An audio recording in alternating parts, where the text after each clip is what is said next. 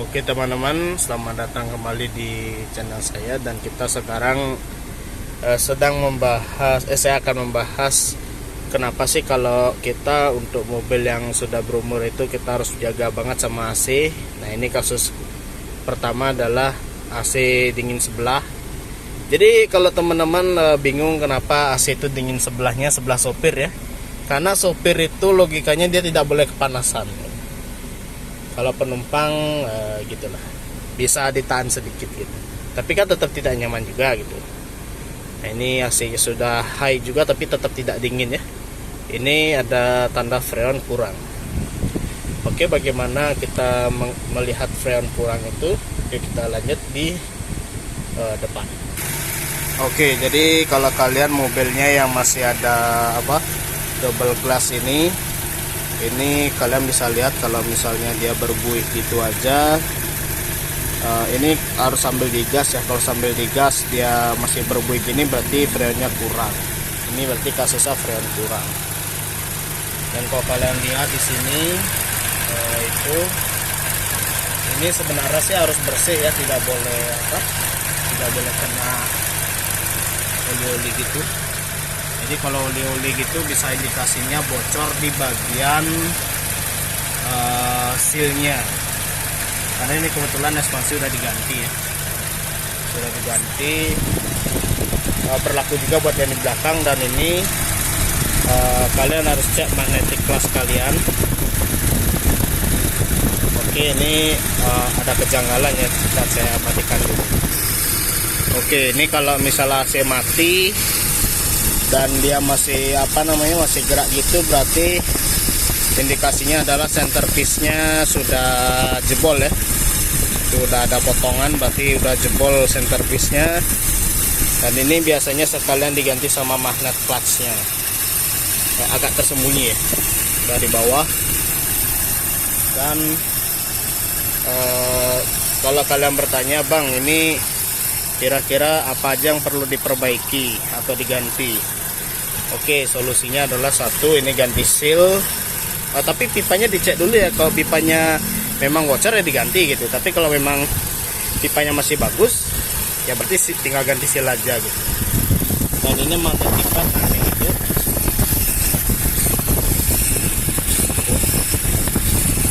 Itu berarti sudah patah dia. Sudah peang juga kan. Itu sebaiknya kalau misalnya bang itu centerpiece-nya bisa diganti aja nggak?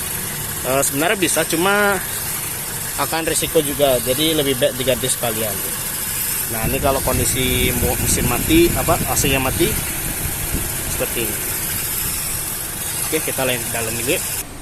Oke, jadi itulah cara mengecek apa AC Anda bermasalah atau tidak.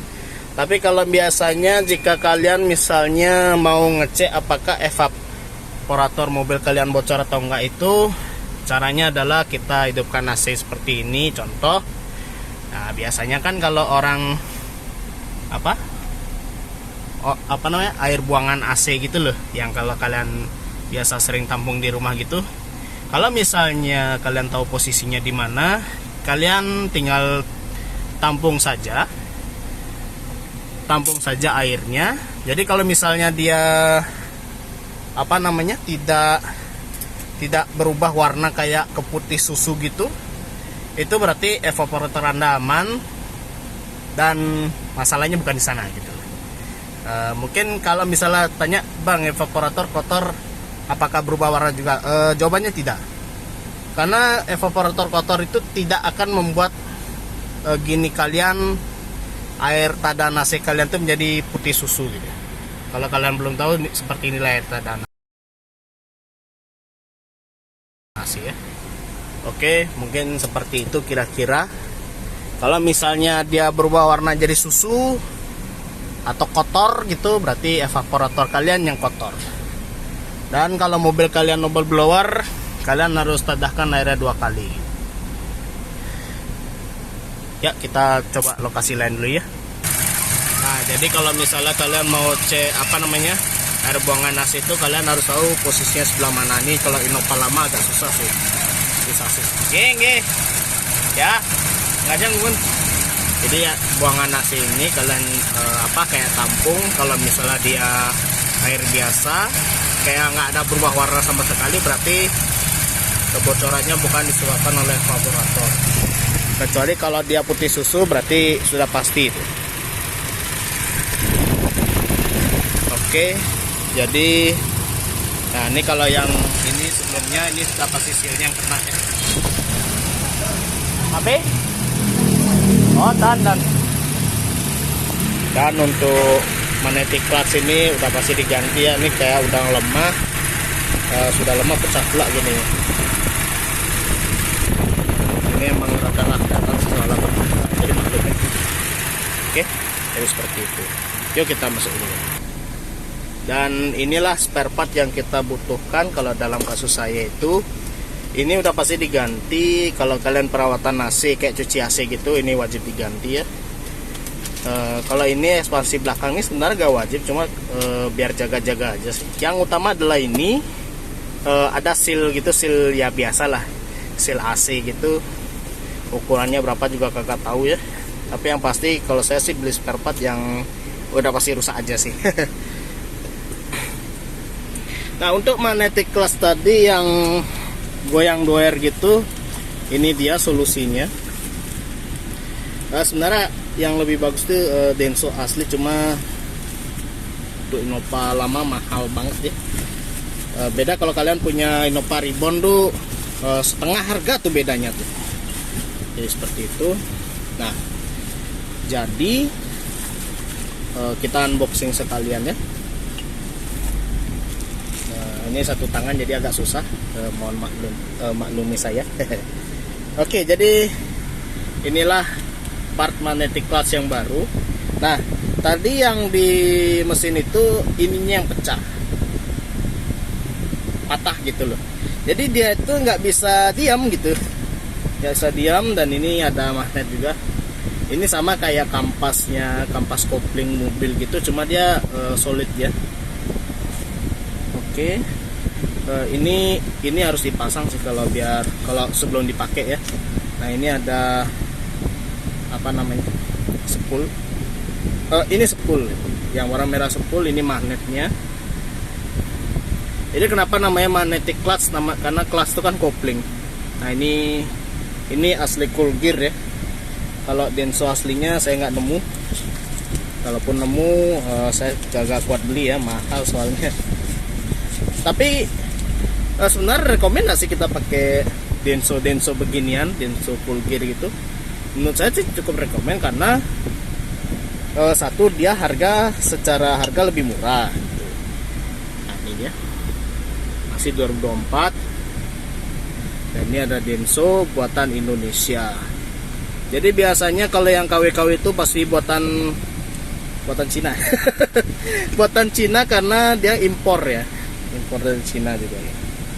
Kalau nggak Malaysia, kagak tahu ya yang asli yang mana. Ini Denso JK segitu untuk Innova yang double blower Gen 1.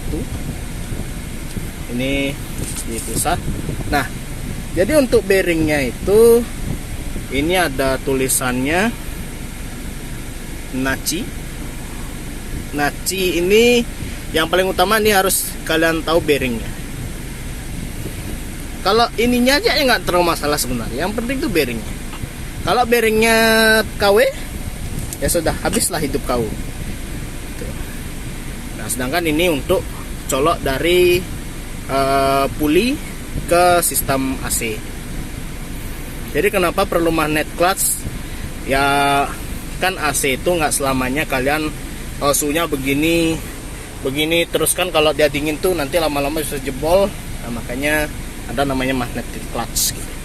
Magnetic karena ini dia lirik listrik dan menghasilkan magnet gitu. Jadi misal kalau kalian nyalain AC, magnetnya akan stick di puli ini. Sedangkan kalau AC nya nggak dinyalain ya mereka dipisah gitu. Jadi menurut saya daripada kalian beli Denso-Densoan, kalau emang ada cool gear ya beli aja ya.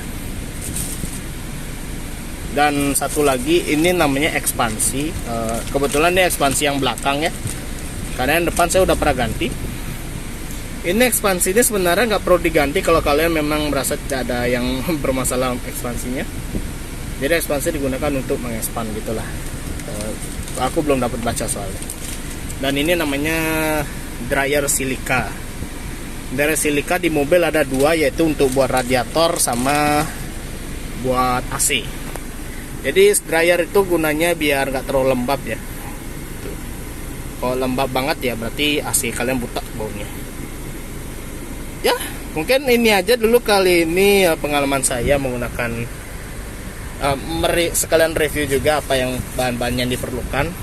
Yang nggak ada di video tuh seal karet gitu, itu mending beli di toko aja sekalian, itu murah sih, cuma saya nggak tahu speknya seperti apa. Dan sekalian mengetahui apa sih permasalahan dalam AC ini. Yang pasti kalau di mobil zaman sekarang itu biasanya di sini di speedometer ada kayak tanda freon kurang, dan itu kalau ini kan nggak ada ya. Jadi kalau mobil zaman sekarang itu kalau misalnya ada tanda low freon gitu, kompresornya nggak mau jalan sama sekali. Dan itu bener panas banget gitu kan. Ya ini juga sama panas banget ini, karena freonnya udah berkurang banget karena bocor ya.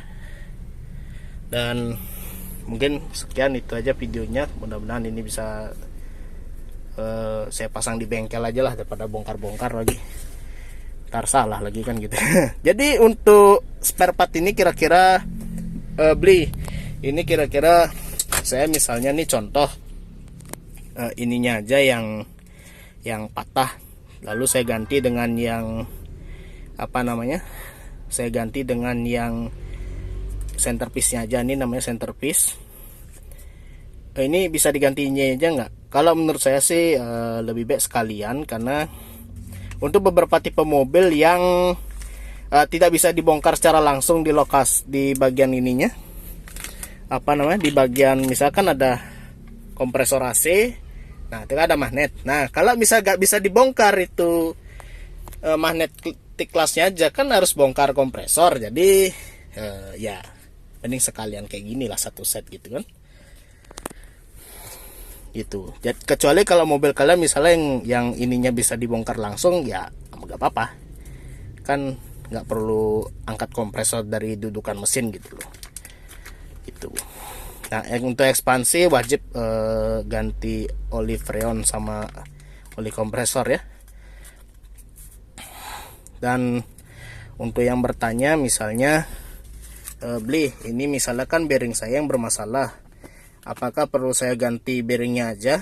Nah itu tadi sama dengan kasus kita kalau ganti centerpiece-nya aja.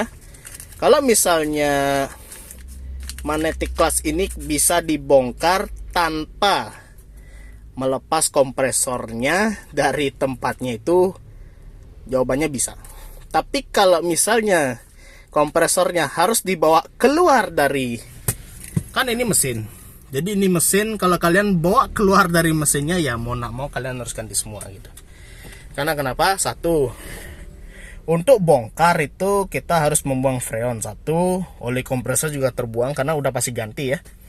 Yang kedua adalah efisien aja sih Wak, biayanya ya, karena nggak mungkin kan kalian 2 kali bongkar gitu kan, nggak mungkin gitu.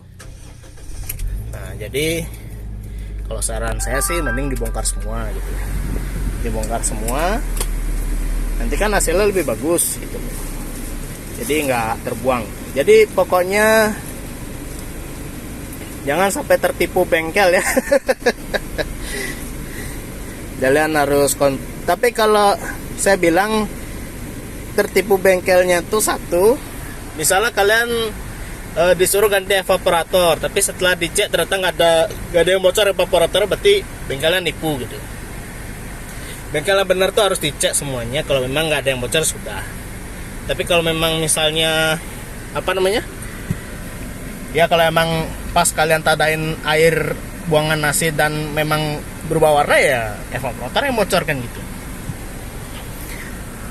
Yang kedua adalah kalau misalnya kalian nggak yakin sama spare part yang kalian lihat di bengkel, ya siapin sendiri. Ya risikonya juga ada. Satu, bengkel biasanya nggak mau masang ya. Apalagi bengkel yang nyediain spare partnya itu gitu loh.